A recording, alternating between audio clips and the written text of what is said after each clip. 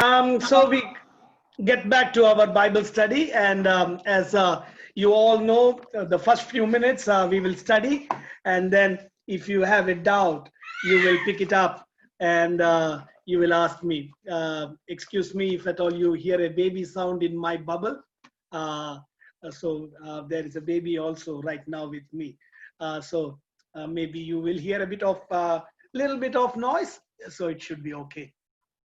The book of Revelation, okay, the book of Revelation, chapter number 3. The book of Revelation, chapter number 3. Now we have been studying this book of Revelation for a couple of weeks, and the Holy Spirit is revealing wonderful truths about this, what is going to happen, and what are we supposed to be doing in the last stages. I believe very personally, end times, if it is now or in the later time, we should not be afraid, because the church will be raptured before whatever painful things are seen, and we will be up with the Lord Almighty. But it is quite nice to study the Word of God, to know how it will look during the last times. Chapter number 3, if Lijo or I don't know who is handling the Bible verses, we'll read it from verse number 1. Revelation chapter number 3, verse number 1. To the angel of the church in Sardis, to the angel of the church in Sardis, write, these are the words of him who holds the 7 spirits of God and the 7 stars. I know your deeds. You have a reputation of being alive, but you are dead. Okay, now, thank you, Lijo. Thank you. Now, I want to talk to you about a bit of history about Sardis. Sardis was the ancient capital of this kingdom of Lydia. Have you heard about the kingdom of Lydia? It is a very ancient kingdom, even before the Roman kingdom, and it runs before BC, okay, BC. So the kingdom of Lydia is very famous for one great achievement. You know what India is famous for? The ancient India is famous for the invention of something, a number called 0, right?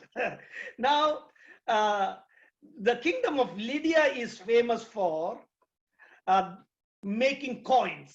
The coins that we use now, the cents, the penny or whatever coins. This was first introduced by the kingdom of Lydia. Okay, they first minted, they were very rich. They minted it with gold first. Okay, and then they are the first in making an alloy gold. They mixed up silver. They mixed up silver and gold and made coins as well. So they invented, and they are remembered even today for the coins. Whenever you have coins in your pocket, remember about Lydia, the kingdom of Lydia. And Sardis was the capital city of the kingdom of Lydia. So very historically important, very rich, very technically renowned ancient world was Sardis. So then this Sardis is having a lot of mountainous region. Okay, now we were studying about the different churches, you know, where Ephesus was placed, where Pergamum was placed, Thyatira was placed. You know all those places. Now Sardis is having mountains, and they were considered to be the citadels. They were being protected, you know. So the army had a bit of luxury to relax a bit, because they are naturally protected, just like Nepal. Nepal is naturally protected by Himalayas. So these are blessings from God, you know, naturally comes. So Sardis was a place like that. It is in the eastern half of the present day Turkey. Okay, so this is what we have been told. And when you read about Sardis, only once in this Bible, the name of Sardis is mentioned. And that is also in the book of Revelation, chapter number 3. Last time, the church that we were talking about was at least mentioned in the book of Acts, because who was from that place? Lydia, the lady who made the cloth of purple, was from Thyatira. So now when we come to Sardis, so here we are going to divide it into blocks that we have been learning. The 7 blocks, remember, every church has more or less the 7 blocks. Some have less, but 7 blocks are very important. Number 1, to the angel of the church of Sardis. To the angel. So number 1, it has been given to the angel of the church. It has been given to the messenger of God to a particular church. But you have seen this word. Whenever I read new, I see this new revelation. To the church of the church, to the angel of the church in Sardis. See, the church is in Sardis. So it is not called the church of Sardis, but it was the church in Sardis. So we are, even though we are Bethel Assemblies of God, we are a church in Auckland. So we need to understand every church that has been put in a particular place, God has a plan for it, and we are called that angel of the church of that place. And so these are the words of him. The second important thing, now the picture of Jesus. Okay, what is the picture of Jesus for the church of Sardis? These are the words of him who holds the 7 spirits. Okay, how is it? So last time in Ephesus, how was Jesus appearing? These are the words of the one who holds the 7 stars. For the church of Smyrna, how was it? He was the first and the last who died and came to life again. To the church of Pergamum, how he came? He came with the words of a double-edged sword, a God with a sword in his hand. Then we came to Thyatira. There we saw he is considered to be the Son of God, with his eyes burning, his leg with bronze. So now we see the picture of Jesus here again.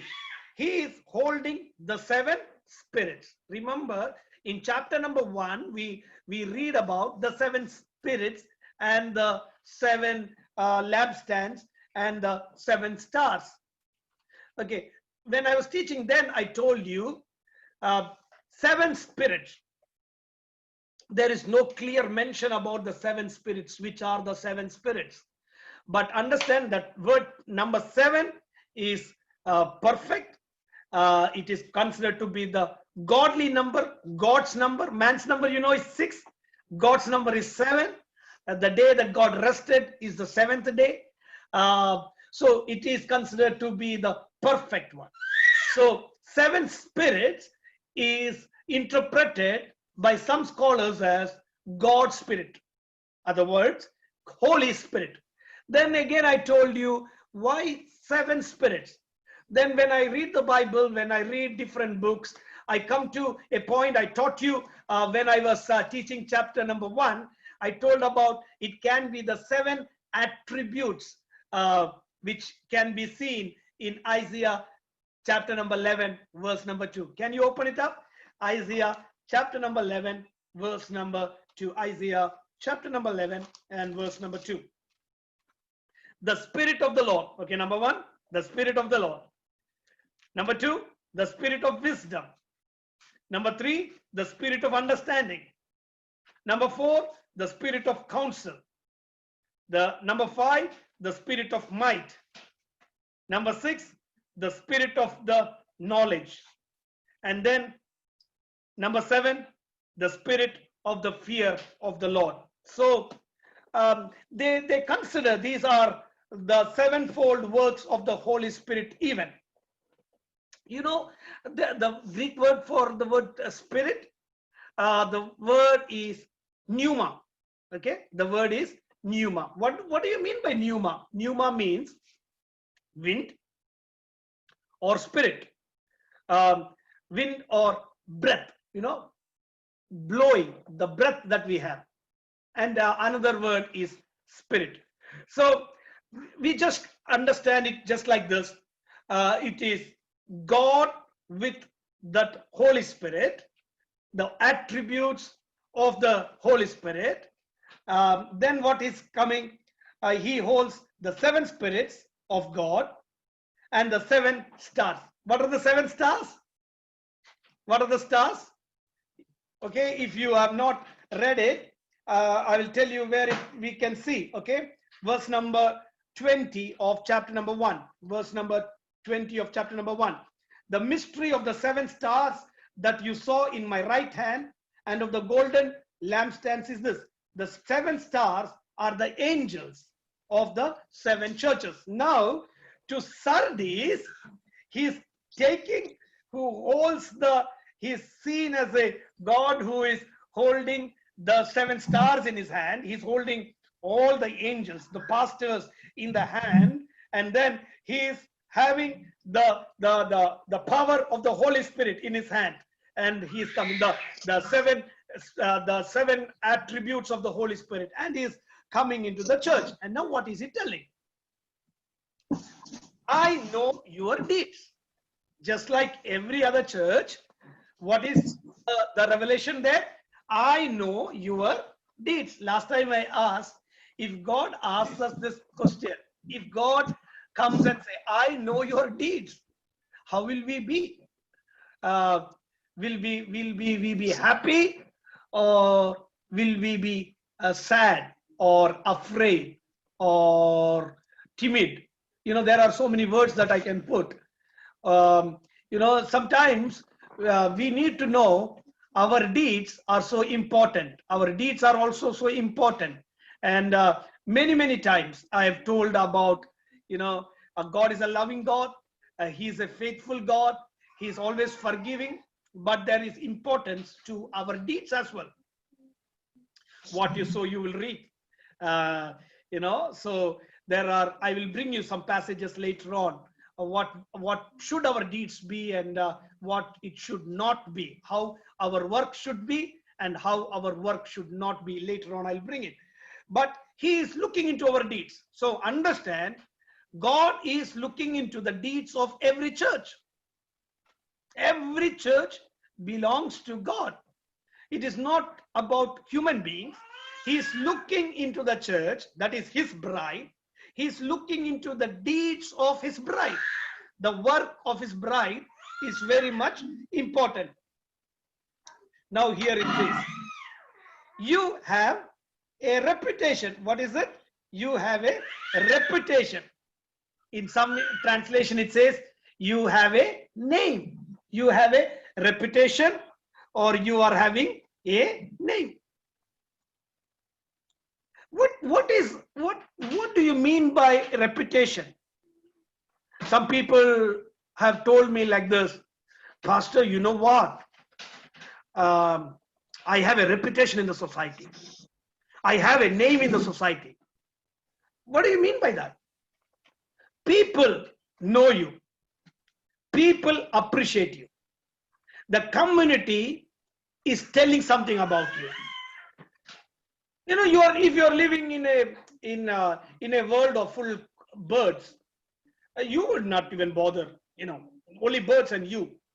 Whom are you bothered? Have you gone to places that nobody knows you? I have gone. I have gone to places where nobody knows me. Oh my God, what a free life it would be. I would not even shave. I walk as comfortable as I am, because I shave, because it's not just I love to shave, I like to shave. I shave because people tell me, Pastor, you look very old if you grow your beard, and there are so many other things. Okay, so we do things for others as well, even though we want us to look handsome and all those things. Sometimes we do things for others. Reputation, reputation is very important. Some are famous, very famous. One day in a funeral, when you go to a funeral, boy, I'll tell you, nobody tells bad about anybody. Nobody tells bad, however criminal that fellow will be. Well, when we go to the funeral, I think that will be one of those places we'll tell a lot of lies. One day, this pastor was just talking good things about this man who is in the body, dead, in the box, and the wife is sitting there. He's telling all good things about this man. Was that he was good, this one. The wife was really confused, and she said, Pastor, can you stop the message for some time? Pastor asked, why? What happened? I want to open the box and see whether it is my own husband there. All these things, boy, I don't know. Sometimes we create a fake image in the society. We create an image that we are holy, we are perfect, we are sinless. But God, who knows our deeds, it is His word which is more important than anybody's word. And that is an example that we see here in the book of Revelation. And now, now he says, I know your deeds. You have a reputation of being alive. What is it? You have a reputation of being alive. This church, everyone in the community says great things about the church. You are the best church. You have the best choir. You have the best pastor. Church is full of active members. You have the best youth. Oh my God, the church is alive. You need to go to Bethel Church. You need to do that. You need. Everybody likes to say this. I love people to talk about our church. And people were talking about this church of Sardis. They were doing all good things. All good things. Community work. They were feeding the poor. They were doing things. They had a, what is this? They had a reputation of being alive. In the community, they had a name.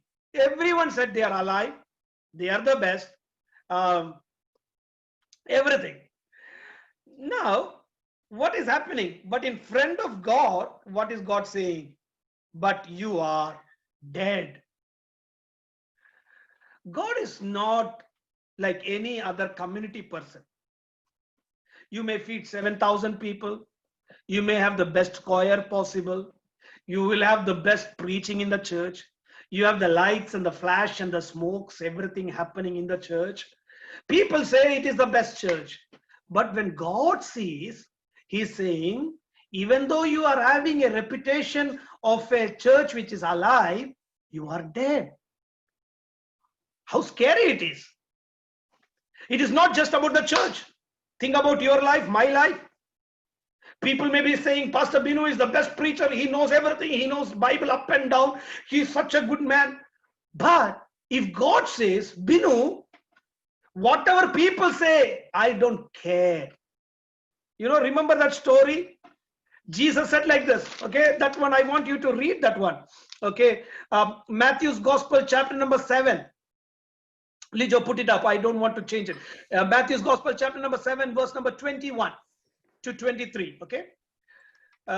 Matthew's Gospel, chapter number 7, verse number 21 to 23. Not everyone who says, Lord, Lord, will enter the kingdom of heaven. What is it? Not everyone who says to Jesus, Lord, Lord, will enter the kingdom of heaven. But only the one who does the will of my Father will be in heaven. Continue it. Next verse. Okay. Then what is it? Verse number. Many will say to me on that day, Lord, Lord, did we not prophesy? You see that, man? You must know that. Did we not prophesy in your name? In your name, we cast out demons. In your name, we performed many miracles. We prophesied. We cast out the demons. We performed miracles. But what will Jesus say? then I will tell them plainly, I never knew you. Away from me. What is the word it is used? Evil doers. What are they? What is the name? Evil doers. When the world say they are prophesying, when the world say they are driving out the demons, when the world is telling they are performing miracle, what is Jesus saying? They are evil doers. How scary it will be if Jesus calls us evil doers. I tell you, my brother, my sister, let us not live a life of hypocrisy for anybody else. Let us live a life of reality. Reality is what Jesus sees. If you and I can showcase things which we are not, we can hold it for a couple of days, couple of months. But the truth is, the truth will prevail. I have told about a joke. Remember the joke I told you some time back? A cat becoming a saint. Cat told, it seems, I will not eat any non-veg. I will not be tempted by rats. I will be the best saint in the town. But cat is a cat. Cat is a cat. The reality is, cat is a cat. It is just delaying the process of catching the rat. And many churches, many believers who are having Christian names, great things that we can say. God is looking at us and saying, are you alive? Are you dead? If God is telling us you are dead, whatever reputation the community gives us, it is a big zero. Big zero. People may say Pastor Binu is great, but I'll tell you, they will tell to me you are great for only 60, 70, 80, 90 years, the maximum 100 years. But we will all kick the bucket one day and go. Our eternity is up in heaven. And that is the place that is very much important about our reputation. We need to hear the sound, well done, my child. Well done, my child. Whatever I have given to you, you have invested it wisely. You have been accountable for the things that I have given to you. And we need to be accountable for that very important thing. Okay, so remember, some of you, I brought a picture about prophecy. I brought a picture about miracle. I brought a picture about casting away demons. These are very important things in church. Understand? Prophecy is important. Casting away demons are important. Miracles are important. Now turn to Corinthians. 1 Corinthians. Okay, turn to 1 Corinthians chapter number 13. 1 Corinthians chapter number 13. We all know it by heart probably.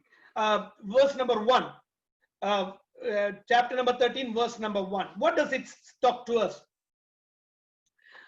If I speak in tongues, okay, I'll pull the screen out for a minute.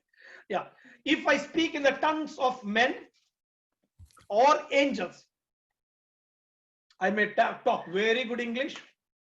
I may talk the language of angels. Okay.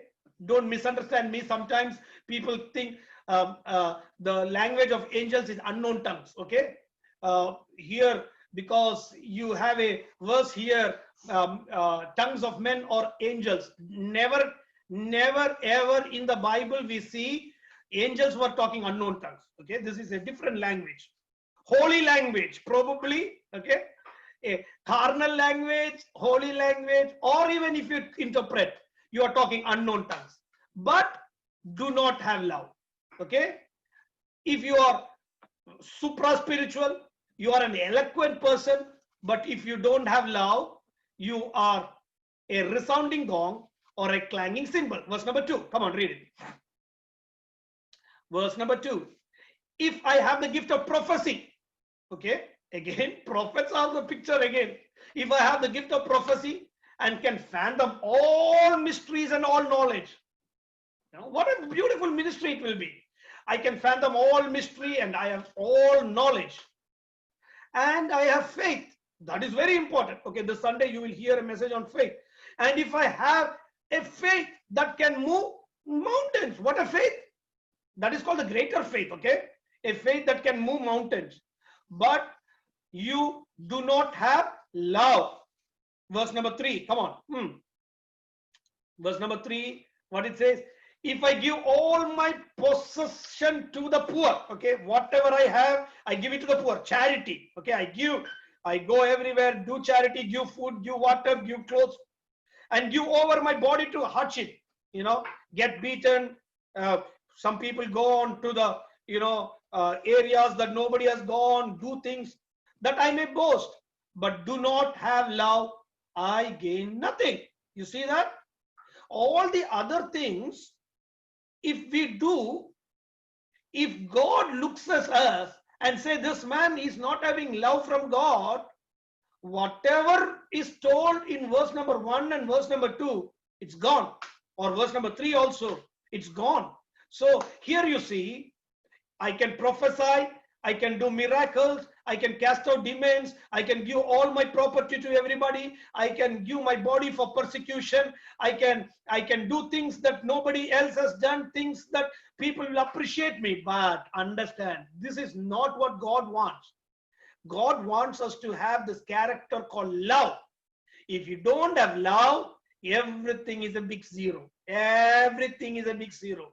How many of you are not talking to your own family members? How many of you are not talking to your own church members? How many of you are not talking to your relatives, your old people that have gone by, and you are keeping a bit of grudge? I'll tell you, boy, we need to grow up. We need to get out of that bondage that the devil is binding us and making us becoming. In front of people, we are alive, but in front of God, we are dead. And we need to get to that point when God testifies about us. He needs to testify that we are not dead, but we are alive. Did you get it? It is very interesting when you study in depth of what I'm telling. Chapter number 3, verse number 2 of Revelation. If I go on like that, I may not finish this whole book in this year. What is he saying? Wake up! Strengthen what remains and is about to die. What we need to do? Wake up. This is a call that is given to everybody. What we need to do? We need to wake up. We need to wake up. Wake up meaning, what are we doing? We are sleeping. In front of people, we are awake, but in front of God, we are sleeping. Hey, you need to know, in Ephesus, what they were doing. They were you don't have the first love. Okay, you are forsaken from the first love. For Smyrna, what did they say? You have gone through so much of pain, so I don't have anything to tell about you. Smyrna, that's the best church. Pergamum, what was God talking about them?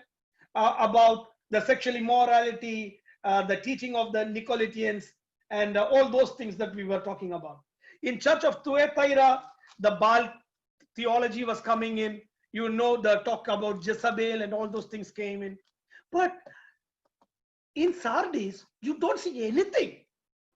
They don't have practices like eating the idol worship food or sexual immorality. They are not having things that are told in the above churches. But you must see, God is telling, still you are dead. Sometimes we may not have the sins of many other people. We may not be doing anything bad, that, this.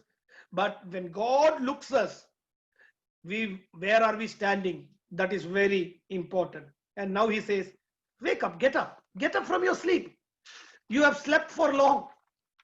I told you that place called Sardis, why every particular place is important. I tell you why I bring history in between is that these prophecies are for those churches, and those churches who existed in the past, and the type of churches that are having the same character in the present have to get corrected.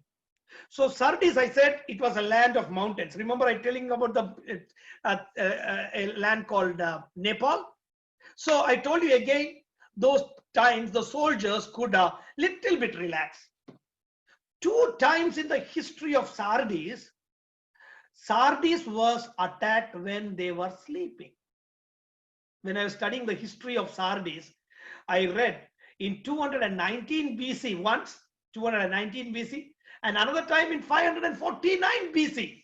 Both this time, the problem was the soldiers went to sleep. And that is what is happening to the church of Sardis. They thought everything is good. Community wise, we are good. We are giving soap. We are giving soup. We are doing that. We are giving house. We are giving jobs. We are doing community work. We are alive. We are having the best service. We are having the best visiting pastors. We are having the best uniforms. We are having every church building. Fantastic. That's all good. We need it.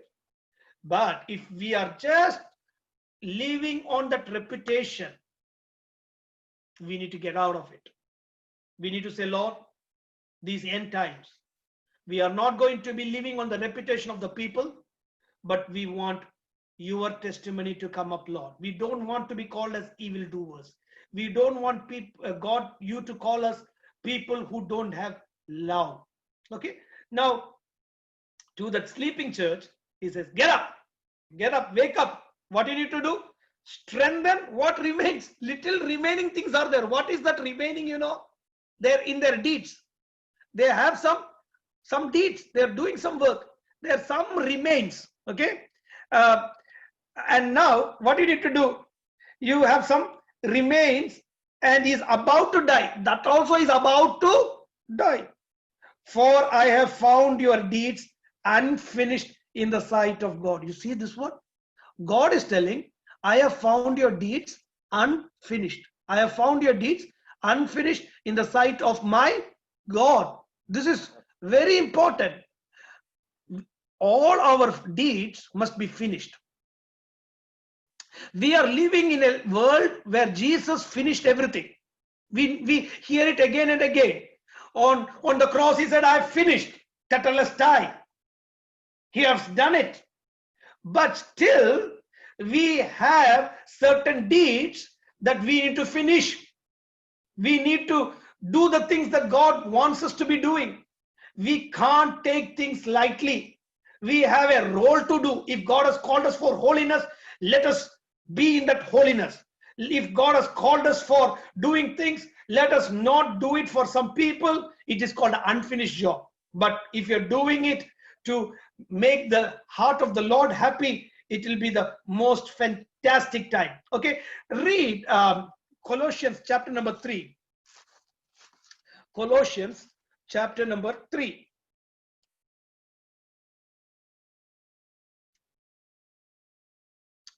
Now he reads like this. Paul says like this. Since then you have been raised with Christ. Set your hearts on the things above, where Christ is seated at the right hand of God. Set your minds on things above, not on earthly things.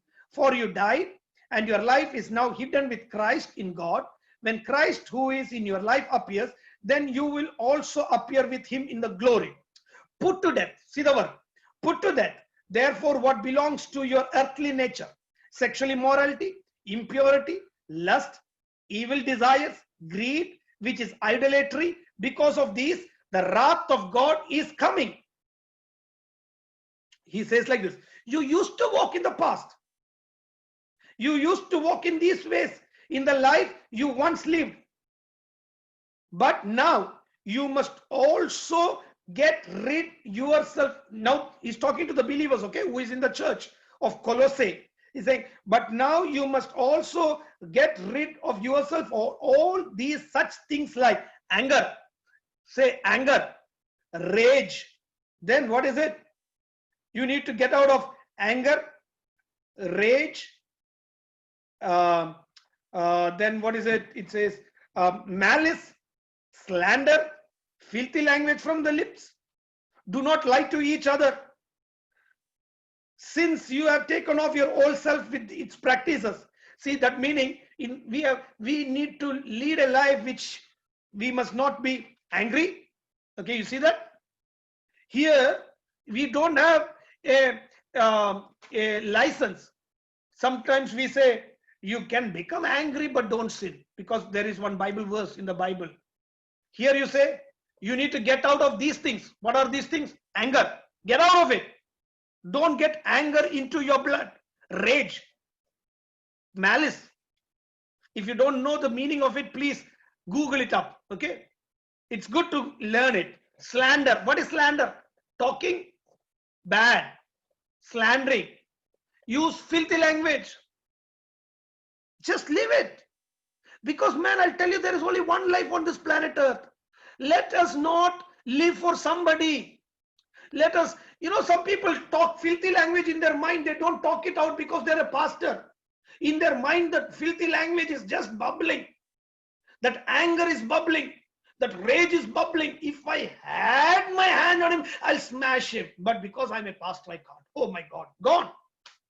This is what it is all about. This is what it is all about. Because God is looking into our deeds. He's not like others who look outside. He is the God who looks inside. There are so many verses that we can read. Verse number 17. Okay, now what should you do? Whatever you do. Okay, verse number 17 of Colossians chapter number 3. How you need to do? Whatever you do, whether in word or deed, do it in the name of the Lord Jesus. However deed should be, it should be in the name of Jesus, giving thanks to God the Father through him. Whatever you do, it should bring glory to the name of the Lord. It should not bring glory to you, brother. It should not bring glory to you, sister. People can appreciate you.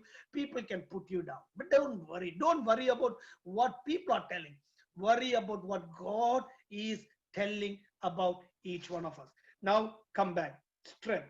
What remains in you and about to die? For I have found your deeds unfinished in the sight of God. Remember, therefore, what you have received and heard. What these people have received? Okay. To the church, he's telling. Some people tell this church was established by Paul. Okay. Some people say it was established by Apostle John, now the one who is writing this. Some people say it was established by one of the disciples of Paul. Whoever established is not the matter here. But I want to see here that verse is important. Remember, what you must remember, therefore, what you have received and heard. What you have received, what Paul was talking about. Turn, 1 Thessalonians chapter number 1, verse number 5. 1 Thessalonians chapter number 1, verse number 5. Okay, read that one. I think that will be one of, because our gospel came to you not simply with words, but also with power, with the Holy Spirit, and with deep conviction. Okay, you see that? It came with not just simple words. The gospel was preached by Paul and the rest of the apostles. Not just preaching by words, but it came with power and with the Holy Spirit and deep conviction. And what is the deep conviction? What they spoke, they knew that was right. They did not tell just to make people happy. It was a deep conviction. If they see sin, they used to say, "This is sin, brother. You can't do it." How many of us can tell that way? Sometimes we are afraid to tell the truth because we think people may leave us. Doesn't matter. People leave us or go. We are there only for one time on this planet Earth. Let us go out of this place in this world by God saying, "You have finished. You have never left anything unfinished.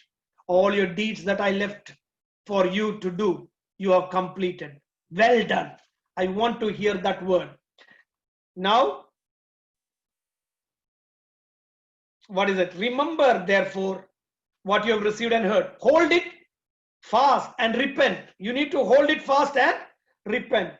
But if you do not wake up, again the second time, he said, wake up. Wake up how? By remembering what you have received and heard, holding it fast and repent. But if you don't wake up, I will come like a thief, and you will not know at what time I will come to you. Some people are predicting Jesus is coming on 27th May 2020, or some people say December 20th. Man, I'll tell you, don't predict. Jesus himself said, I will come like a thief. Okay? He didn't say, I will come in the night. It can be in the day. It can be in the night. It can be early morning. But he'll come like a thief. A thief will not tell when he comes. He comes and takes us for a surprise. Only then he can get things. Okay? Imagine if Jesus says on, well, give me a date, August 25th, I'll be coming. Everyone who is found holy on 25th of August will go to heaven. What a beautiful life it will be, boy. Leave all the horrible life till August 24th. August 24th night, come to the church, fast and pray, will repent, be holy. 25th August, you are going up to heaven. God doesn't want that people. Only the ones who are ready to suffer and struggle and lead a holy life, that is what Christ is coming for. Okay, that is a very important lesson for us, you know. And verse number 4, yet you have a few people in Sardis who have not soiled their clothes. What is it? This is quite interesting. Some people, when they find their churches as a dead church, they know it, you know, because they are very good people. What do? Pastor, this church is a dead church. I will go to another church which is alive. When they don't find that church alive, they'll go to another church which is called another alive church. But you see, these people, they didn't hop and jump from churches. Every church is having some of the other problem. Okay, some churches are persecuted, some churches are small, some churches are, you know, lukewarm. That all is different. But now, in Sardis, when they are having a testimony called a dead church, here you see, yet you have a few people in Sardis who have not soiled their clothes. Even they come there, they are not influenced by the other people. It is easy to get influenced by the crowd. But now these people who are not influenced by the rest of the crowd, they are considered to be, their clothes are not soiled. Okay? People have told me, I became because of that sister in the church. I became like this. I was a pure, holy person, but that sister influenced me. Yeah, I believe influence is happening. It can happen. But who must influence others? A godly person must influence an ungodly. Not an ungodly person influencing the godly. Many times it happens the other way around. When you first come to the church, you are excited when you know what it is. God, praise God, I'm not bothered about anything, I just praise the Lord, hallelujah. But later on you get to meet some people who are very much power mongers. Committee meeting, trustees, trust board, pastor, elder, that one, this one. Then you start getting into that hierarchy. Slowly what happens, you will also be caught up in that deadness of the church. But believe me, God wants a remnant. He knows that there is a remnant in every church. In the previous church also, in Tuathaira, we heard when there were so many people running around Jezebel and all those prophecies, there was a remnant who were not approving of Jezebel. Here also you see, there are a few people in Sardis who have not soiled their clothes. What is clothes? You know, remember that word? It's called a white garment. Okay, Revelation 19:8. Okay, read that. Revelation 19:8.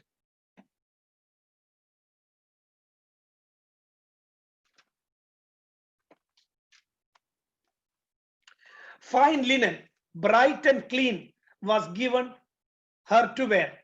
Okay, in the brackets. Okay, see that. Fine linen stands for the righteous acts of God's holy people. Now again, I want you to turn to Revelation 5. No, you don't go there. Okay, okay, that should be good enough. So here you see that white garment. Okay, that story is very important. I think it is in. I'll bring it. Just give me a second.